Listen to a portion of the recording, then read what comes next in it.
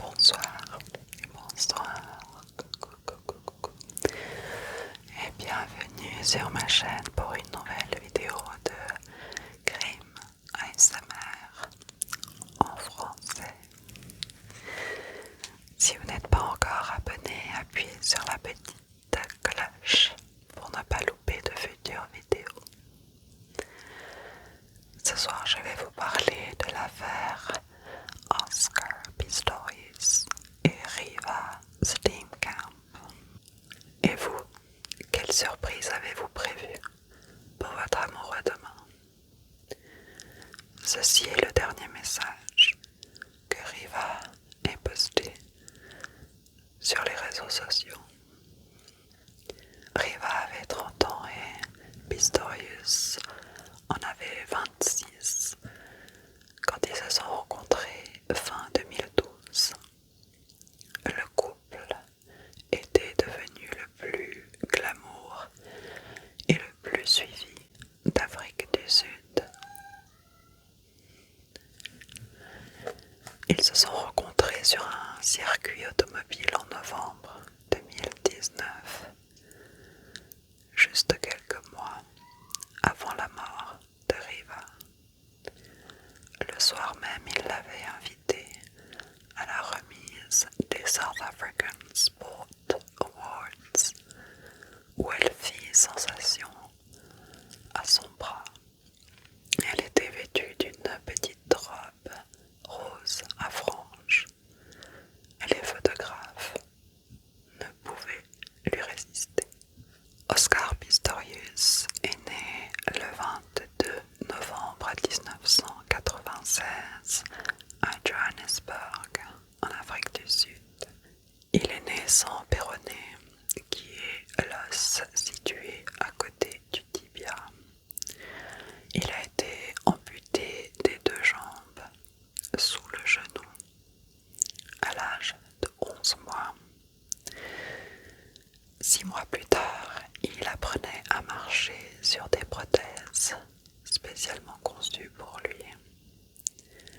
Il participe activement aux divers sports proposés par son école: le water polo, le rugby, la lutte gréco-romaine. Sa mère décède alors qu'il n'a que 15 ans. En 2003, il se casse le genou en jouant au rugby et son médecin lui recommande de se lancer dans la course à pied pour faciliter sa rééducation. Ce fut le début de sa carrière sportive. Muni de 2 prothèses en carbone à plus de 20 000 €, il participe aux Jeux paralympiques de 2004. Il se classe en 2005 au championnat d'Afrique du Sud et devient médaillé d'or pour une course de 200 mètres. Il participe même à des compétitions avec des athlètes non handicapés.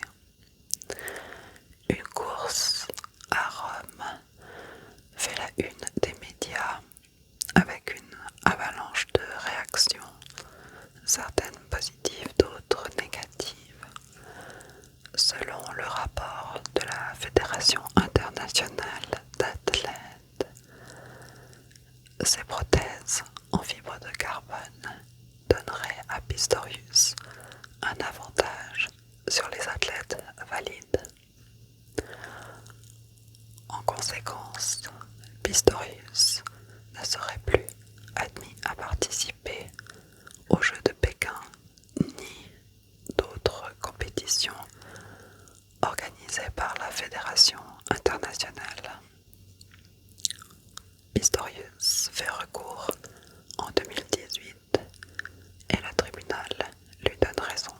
Des chercheurs américains publient un an plus tard une étude selon laquelle les prothèses de Pistorius lui donneraient un avantage conséquent, 10 secondes sur 400 mètres, mais le tribunal ne remet pas en cause son jugement. Riva Steenkamp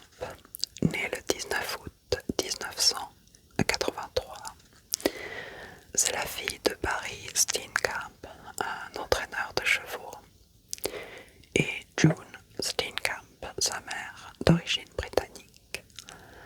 Elle grandit en banlieue de Cape Town et à l'âge de 14 ans, elle remporte un premier prix de concours de beauté. Elle étudie le droit à l'université Nelson Mandela, se destinant au métier d'avocate si sa carrière de mannequin venait à échouer. Et elle travaille comme assistante juridique. En décembre 2011, elle fait la couverture du magazine FHM Afrique du Sud et elle est classée parmi les 100 femmes les plus sexy du monde. Elle tourne dans des publicités pour Toyota avant de devenir l'égérie d'une marque de cosmétiques. Elle est également présentatrice sur Fashion TV Afrique du Sud. Elle participa à une télé-réalité qui s'appelait Tropica Island of Treasures, qui est un genre de Koh-Lanta pour célébrités. Le premier épisode fut diffusé le 16 février 2013, 2 jours après sa mort. 14 février 2013, 3h25 du matin. Pistorius tient dans ses bras le corps sans vie de Riva quand il appelle la police. Riva avait reçu une balle dans la tête, une autre dans le bras et une troisième dans la hanche. Selon Pistorius, à 2h du matin, leur chambre était plongée dans le noir et il s'est levé pour chercher 2 ventilateurs qui étaient sur le balcon. En refermant la porte du balcon, il a entendu un bruit qui venait de la salle de bain. Il prit son arme qui était cachée sous le lit et se dirige en direction de la salle de bain en pensant qu'il y avait un intrus dans sa maison. Et il lui crie de sortir immédiatement de sa maison. Quand il arrive à la salle de bain, il remarque que la fenêtre est ouverte et la porte des toilettes est fermée. Il crie à Riva de téléphoner la police et il tire 4 coups dans la porte des toilettes. Il retourne à la chambre pour mettre ses prothèses et c'est à ce moment-là qu'il réalise que Riva n'est pas là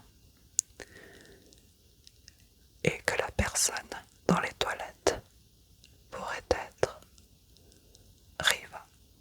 Il retourne alors en panique devant la porte des toilettes qu'il essaye de défoncer, mais il n'y arrive pas. Il s'empare alors d'une batte de cricket et défonce la porte. Et il trouve Riva écroulée. Mais selon la version du procureur, le soir du 13 février, Pistorius et Riva auraient eu une violente dispute. Et Riva se serait rendue aux toilettes pour se cacher. Une voisine témoigne qu'elle a entendu un couple se disputer aux alentours de 2h du matin. Cette dispute aurait duré environ 1 heure. Et ensuite, elle aurait entendu 4 grands coups de feu. Pistorius vit dans une maison de luxe, dans un complexe immobilier très haut de gamme qui s'appelle Silverwoods. Il y a des gardiens qui patrouillent toute la nuit. Il n'y a que 2 entrées et les gardiens y sont jour et nuit.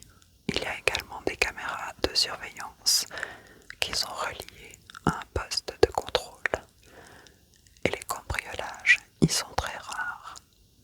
Pistorius a connu plusieurs plusieurs épisodes de violence de par son passé, des courses-poursuites terminées en accident, des bastons, des pitbulls, des bolides super puissants, des tirs d'armes. Pistorius avait été mis sur un piédestal. Il était devenu le héros national après les Jeux Olympiques. Il commença à se montrer de plus en plus arrogant. De nombreux épisodes de violence précèdent le meurtre de Riva. Il eut un grave accident de bateau. Il s'est brisé le nez et la mâchoire, quelques côtes. Et il lui a fallu 180 points de suture au visage suite à cet accident où il avait consommé de l'alcool.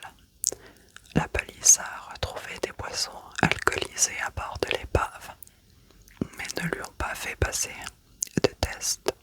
Une ancienne petite amie de Pistorius vient également témoigner que Pistorius a tiré avec son arme à travers le toit ouvrant de son véhicule alors qu'il était au volant. Elle explique qu'ils avaient été arrêtés par la police quelque peu avant pour un simple contrôle et que la police avait manipulé son arme à feu, ce qui avait énervé Pistorius. Et c'était la raison pour laquelle il a tiré en l'air. Un autre épisode dans un restaurant en janvier 2013. Pistorius se rend dans un restaurant thaï avec 3 de ses amis quand soudain on entend un coup de feu. Pistorius, qui était intéressé par l'achat d'une arme, avait accidentellement appuyé sur la gâchette depuis sous la table et raté de quelques centimètres ses amis. Il a demandé à un de ses amis de prendre la faute sur lui pour lui épargner de mauvaise publicité dans les médias. Ces 2 événements sont ajoutés à l'accusation de meurtre. Le côté obscur de Pistorius se dessine. Le 12 septembre 2009, Pistorius avait organisé une fête dans sa maison. Il était accompagné de sa petite amie Melissa. Il avait consommé beaucoup d'alcool et durant la soirée, il s'est disputé avec elle. Il est devenu furieux et il ordonna à tous ses invités de quitter immédiatement la maison. Les invités sont tous partis quand une amie de Melissa a réalisé qu'elle avait oublié son sac à main dans la maison de Pistorius. Elle retourna frapper à la porte. Pistorius lui ouvrit la porte et la claqua contre son nez. La fille fut blessée, mais elle décida de ne pas apporter plus loin cette affaire. Contre toute attente, c'est Pistorius qui déposa plainte contre elle quelques mois plus tard. Il porte plainte contre elle et lui demande un dédommagement pour avoir perdu 2 gros sponsors suite à cet incident. Il prétend qu'elle l'avait accusé à tort. Il lui demanda également un dédommagement pour les dégâts causés à la porte. Il réclamait à cette jeune femme 140 000 euros. Son statut d'athlète professionnel l'avait élevé à un statut de demi-dieu et il se sentait invulnérable. Et il pensait que la société lui donnerait l'immunité. Cette affaire de Riva Steenkamp a remué tout le pays. Et pour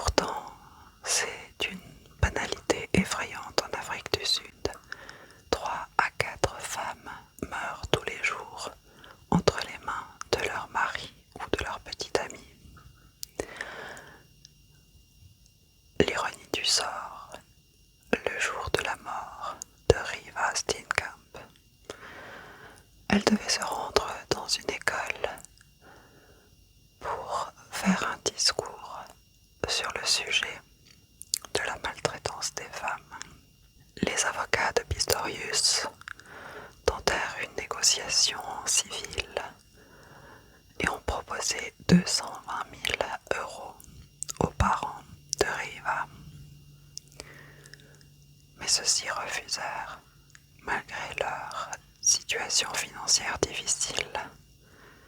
Jamais ils n'accepteraient de l'argent venant de la personne qui avait tué leur fille.